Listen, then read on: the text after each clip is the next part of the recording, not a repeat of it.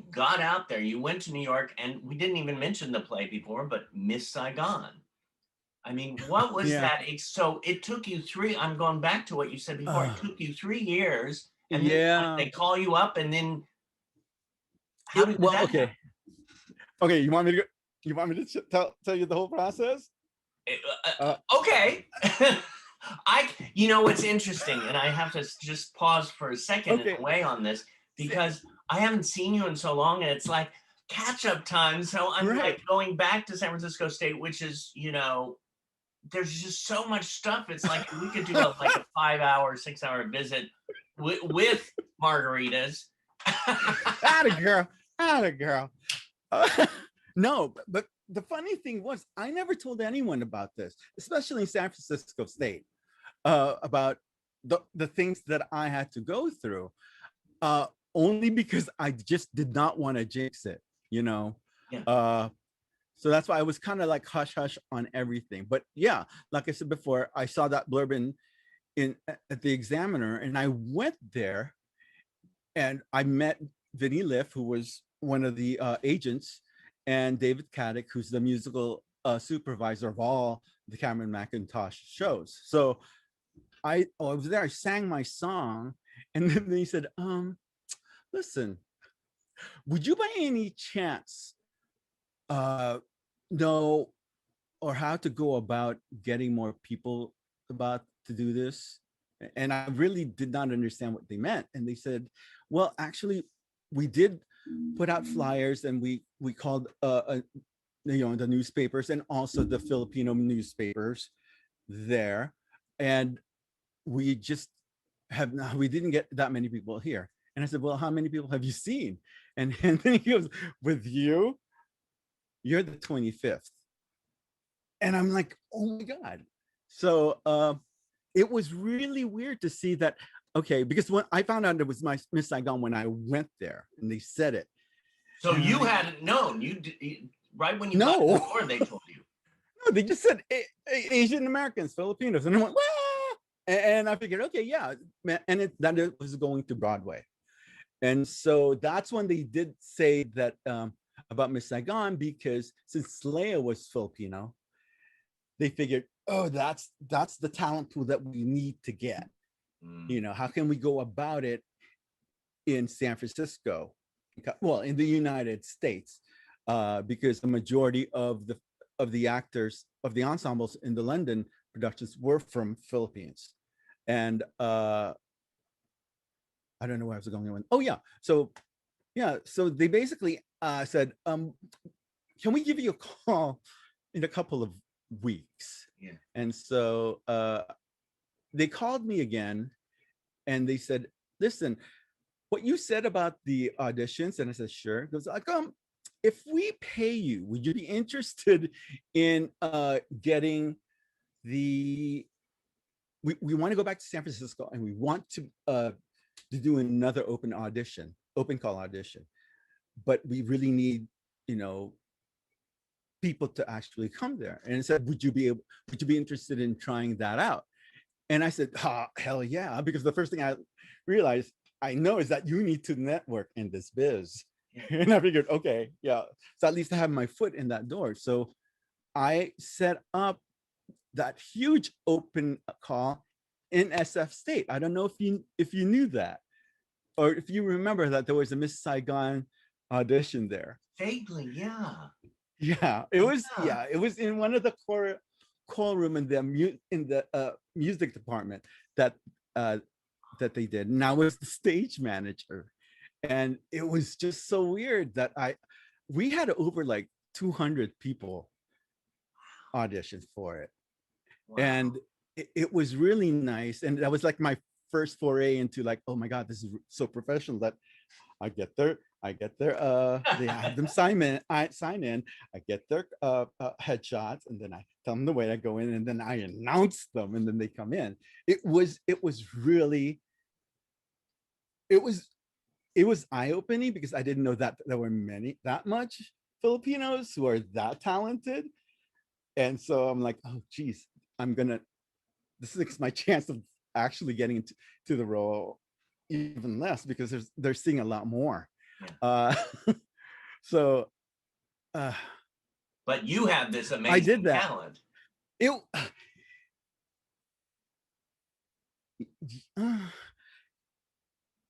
I was not comfortable with it, if that makes sense. Yeah. Yeah. You know, uh, even now, I can't stand the sound of my voice.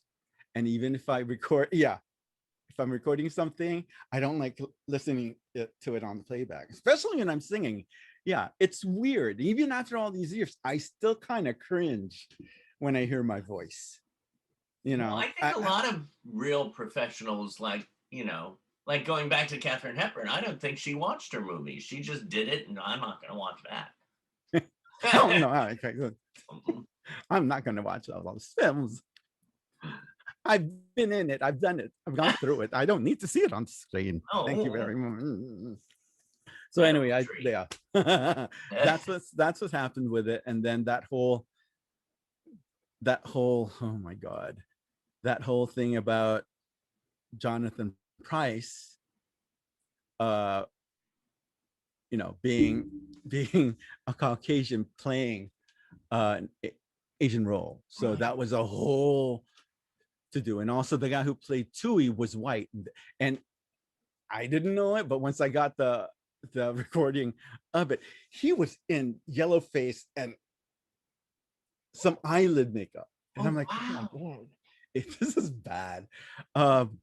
Yeah, yeah, it I was. forget about this, especially where we were then and where we're at now. Yeah, it was strange, and I'm like going, oh my god, I never even thought of that. And so once that started happening, and people like BD Wong and all the other Asian Americans performers was up in arms with it, and also with equity, you know, that what's his face? What's his face? Hello, Cameron McIntosh just said, you know what? It's my show. I'm not doing it. So yeah, that was a really weird moment for me, because I know one side it's misappropriation. Yeah. Let's and and I cannot believe that Cameron says that Jonathan Price is the only one who can play this role on Broadway. You know, and so, but on the other side, I said, well, there goes my chance of getting my equity card, and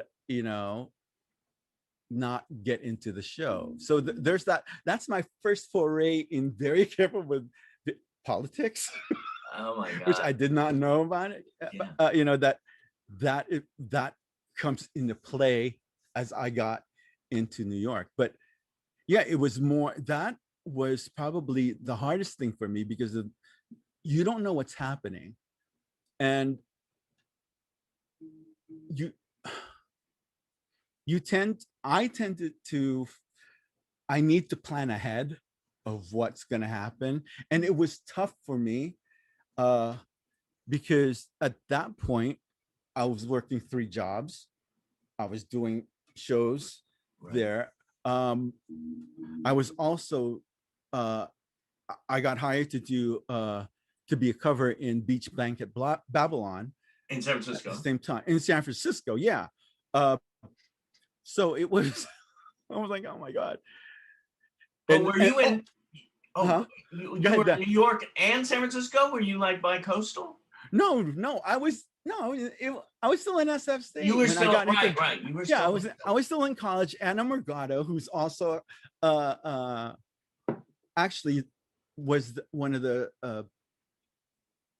swings there, or covers for it, said, hey, they're looking for a guy to to maybe be a cover for the Singing Poodles and Sylvester Stallone. And I went, okay, but I'm not, I don't look like them. So so anyway, just go there and audition. And I did. And I was hired for it, which was great. but we'll get to that also because I did not. What a Not that many people classic. know I about mean, this. that was the big show in San Francisco. How many years did that go on? Oh my God, I have no idea. Wait, wasn't it 72 and then it ended in, did they close in 2000s or I think it was 2000, 1990s? right Yeah, at the beginning, right before the pandemic. yeah. Oh, there you go. But yeah, I was able to perform with Val Diamond. Oh my God, she was fabulous. Uh, so yeah, I was on a, I just did not know what to do, and I got really sad at one point because you have a lot writing on this for me because it's what I love to do, and uh knowing that it's just there, it's almost there. I can touch it. Not to say that I that I would actually get it, but knowing that there was a possibility that I can get it and just let it be all, pushed out for me was kind of depressing. It was. It Right. was because I thought that was my only chance to get into this, Right. being being a minority, and unless there's I mean, what King and I would be coming around, that's maybe I can do that, or things like that, Yeah. David. But yeah, I was very happy though once they said, "Oh, go ahead, let's go ahead and do this," and I went Now, and I auditioned what for was it. the lesson that you learned from that? What was that lesson about maybe getting stressed out or depressed or sad beforehand, and then it did happen? Or There is, yeah, yeah. there is a lot of inner work that I had to do. I was introduced to actually how to breathe correctly from Lynn Barbara, Mm. which I've never did before. And also the whole thing of I just have to keep myself busy and not focus in on one thing, because by doing that, I am probably missing all other opportunities that would come my way, but I would just not really focus into it. So I focused in more in my craft, and I focused in more on school. I'm sorry, I'm gonna have to say that. And just do all of the tech work. Yeah. Because we all needed to do that. And I Now, also have to oh, go ahead. no, go ahead. Also, there was another thing was I had an agent in San Francisco. I got her through when I got my I was employed in Beach Bank at Babylon. Why do I keep saying Babylon? I would say the same thing. Beach Bank at Babylon. Babylon. Yeah. Babylon. So I guess I did not know how the agent and actor relationship is supposed to go, and I still do not understand. But it was just one point where I called my agent up and I just said, "Hi, I'm just wondering, I heard that they might have auditions again for Miss Saigon. Is there anything you know about?" And I don't know what happened, but she went off on me of saying, "How dare you think, who do you think you are? You're asking me about all of this stuff. Who knows? You may not even be right for it." How dare her? Yeah, it freaked me out. It totally freaked me out. What she said, That was a I power really have no trip. use. Yeah, it was. Well, I didn't know then. Yeah. And she goes, I really have no use for you, but good luck anyway. And she hung up on me. Ah, and this was your agent? That was my agent. And I freaked. I remember saying I was working in the White House Records down at Union Street. I was down the I road got at off. Record Factory. That's the closest I'll get with music. Oh. Yeah, no, I remember just bawling and having a nervous breakdown. I was at the cash wrap, just going, "Oh my God, my life's," and she asked me, like, you need to walk around. You need just get over it. Yeah. Well, not get over it, but yeah, accepting the fact that I may not, I was thinking that I failed, because I thought you needed an agent in order to get your foot in the door with that. And so, and I was also freaking out, I would see her in open auditions, and she would just stare at me and I'm like, okay, bye. I don't know what the point is. Oh, it was the whole thing of what I have to make a choice as to what's good for me needs to balance out. It needs to beat out what everyone thinks about you. Because if I'm not there 100%, I'm basically screwed, because there's no support system there. And also, if I don't have a grasp on myself, I may alienate my friends. And there goes more of there's no support, Yeah. Then I just realized, oh wait, I'm still in college, so I can still learn. And that's when, again, I'm going back to doing all the classes and doing all the acting courses and things like that, just to keep my mind busy and letting go of, accepting the fact that this may never happen to me. And I think it was just the letting go of it and moving forward and doing things that kind of got me maybe the job. Because when I first auditioned for it, I was like, I need this. God, I hope I get it. Right. I'm like, oh my God, this is going to get me out. This is getting me going. But it was more of, once I got to that callback, I said, listen, I may not make it into this, but I'm okay. Just so long as I put 100% in that audition.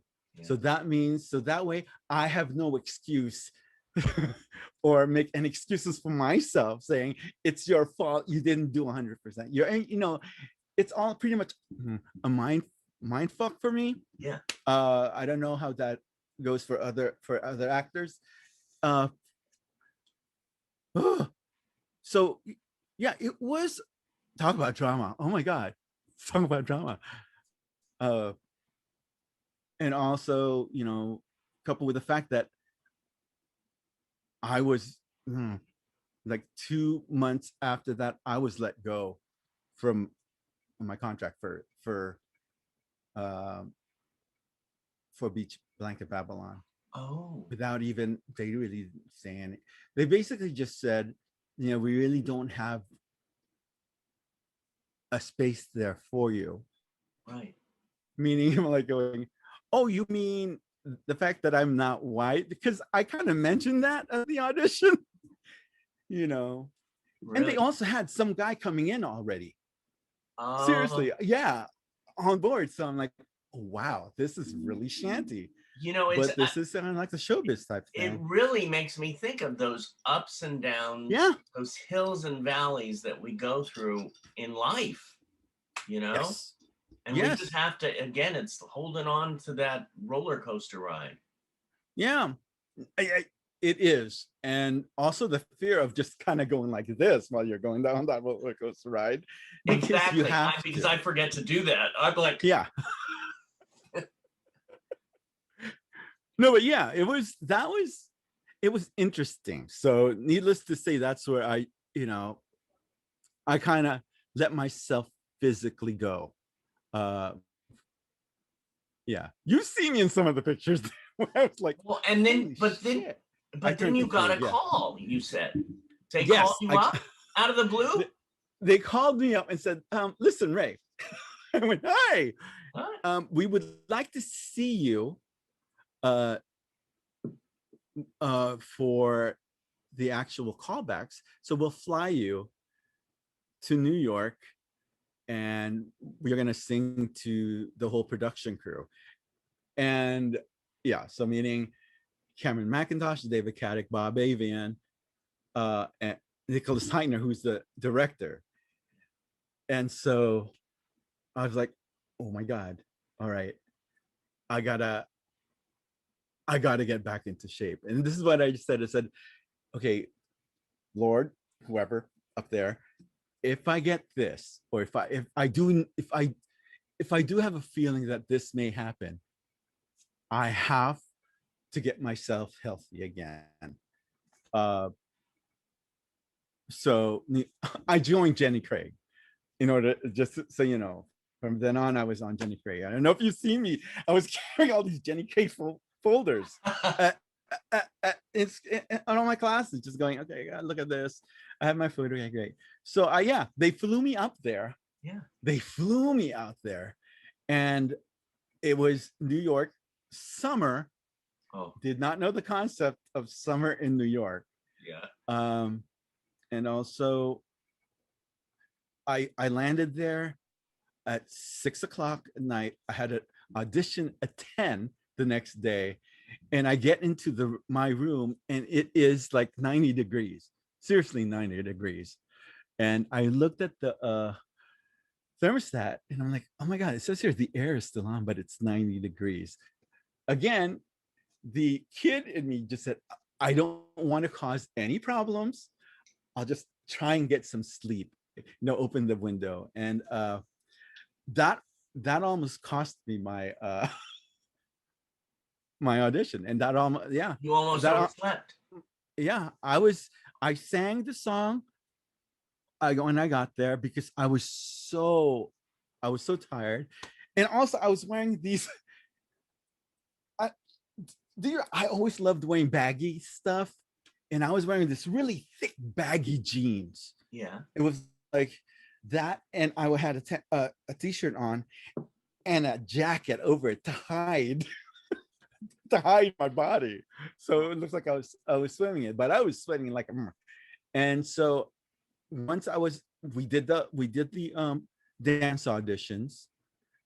They all lined us up, and they said, "Thank you very much. Everyone can go except for Ray Santos." And everyone left, and I went downstage, and David Caddick, who is the musical supervisor, came up to me, and he had this really sexy English accent too, which I will not do. But he goes, I just wanted to know, how are you feeling today? And I said, what do you mean? And they said, vocally, how are you feeling today? What has something? Can you tell me what happened as far as from leaving to go here and then actually getting here? So I kind of just told them. I said, listen, uh, I couldn't sleep because it was 90 degrees in my room, and he just stared at me and he goes, okay, I'll tell you what. You are to come back in 2 days, and we want to see you again. But in those 2 days, I need you to promise me that you need to take care of yourself. Um, I did not know what that meant. So I went there. I stayed in that same room, freaking out. I did nothing. I did not leave. I did not, I didn't do any search, any tourist thing. I was always on the phone with Lim Barbara Mahler for like 2 hours each day, just saying, I don't know what to do with this. And she just said, you need to rehearse. That's it. There will be times where all the conditions will not be in your favor. Yeah. But the people auditioning doesn't really need to see that. What was important, she said, was someone believed in you to actually say, you need to go back there rest, do whatever I need to do, and come back in 2 days. Um, yeah, What so an that amazing woman she is. she. Oh my God, yeah, yes, and love the journey that she's gone through as well. You know, I consider her a really good friend, even though I have not spoken to her in ages, Um, I kind of freaked out that she was on Facebook at one point. I went, Lamera, and then she never followed up like that. Um, so anyway, yeah, 2 days of just staying there and putting the pillow on my face so I can just sing as loud as I can without uh, interrupting everyone. So I went there, I sang the song, uh, which was Gethsemane from Jesus Christ Superstar. Yeah. And again, shout out to Lynn Barbara and to Marty for doing all of the music audition songs, because those are that's how I got, those are the songs that I use even now, you know. But I the whole thing of become prepared and not questioning yourself, because I've done this song and we broke it down. I've sang it to, you know, to you guys, and you guys gave me notes, which is what we did. By the way, your performance song of My Funny Valentine has always been like in my heart. I will never forget that. Just so you know. Aww. We're like this. I'm trying to remember when I love doing that song. It's my favorite song, but I don't remember when. It was music. Yeah, we all had to sing a song, and so I think you were there. I think Gerard was there. Oh, right. And Kate was there.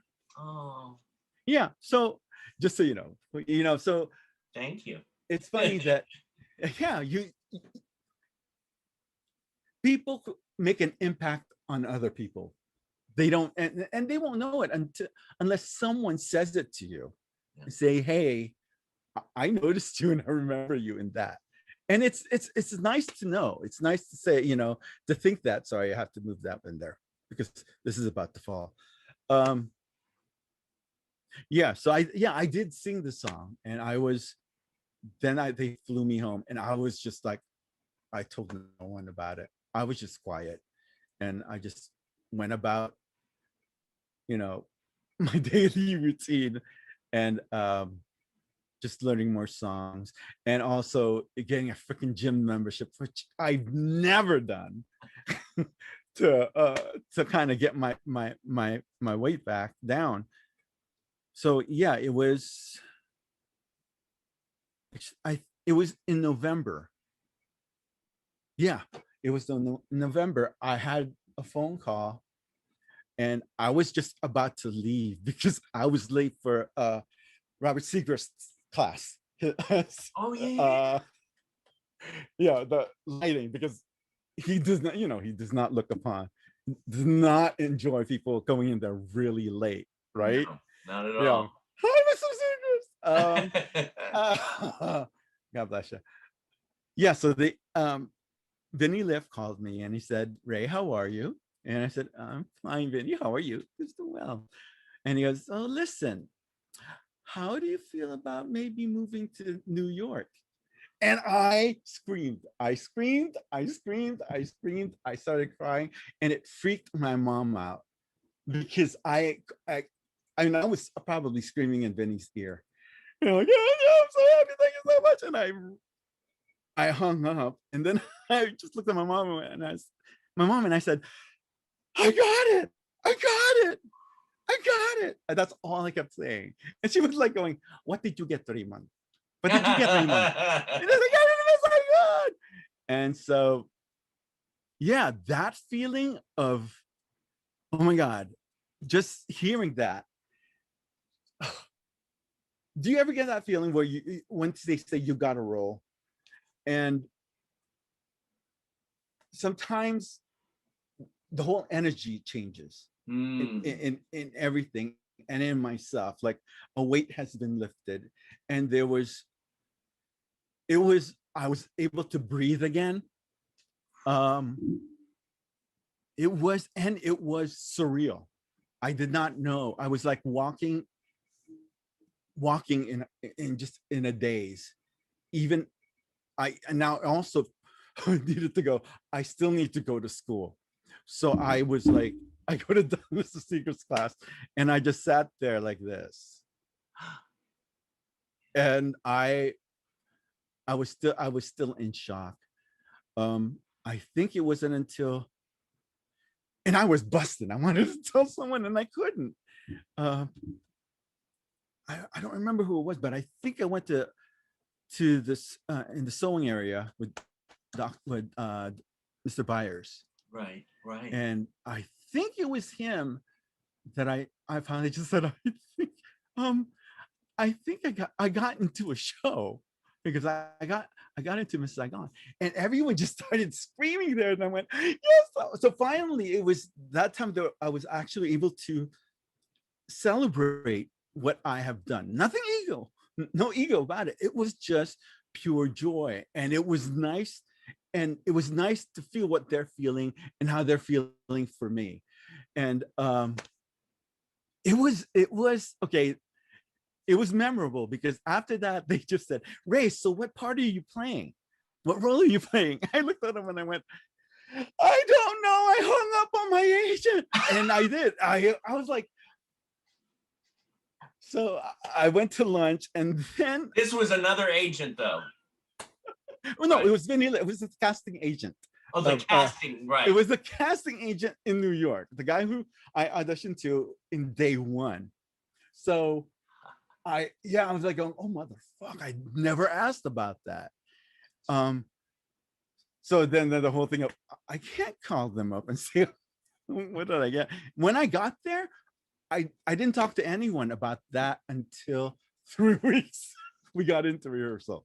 But anyway, I had to go eat.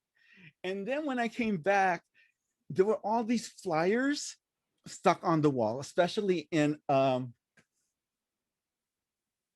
what room is that with the phone? Yeah. Yeah, you know what I'm talking about. Yeah, right there, right in the hall with the yeah, and the case and the cases, God, the photos. Yeah. Oh, that's really so bad that I don't remember that. But yeah, and then if you go on the right hand side, there's all the dressing rooms, there are all the bulletin boards. It's there and saying, and it said, and I have it somewhere. It says Ray Santos got a call from his agent in New York City and found out that he got cast in Miss Saigon, but he forgot to say what part he was playing. It was like, oh my God. It was really funny. And I took 2 or 3 of them down. I said, oh God, I need this. I need to hide it. That's great. So That's in your book now. It's in my book. It's in my book. I'm sorry if I just went off tangent with the whole rehearsal process, audition process, but it was. No, that whole story. The story is brilliant. I mean, you took me there, and I was just like, I mean, this is the audition. I mean, and this is just the first part of the whole. Yeah. Amazing.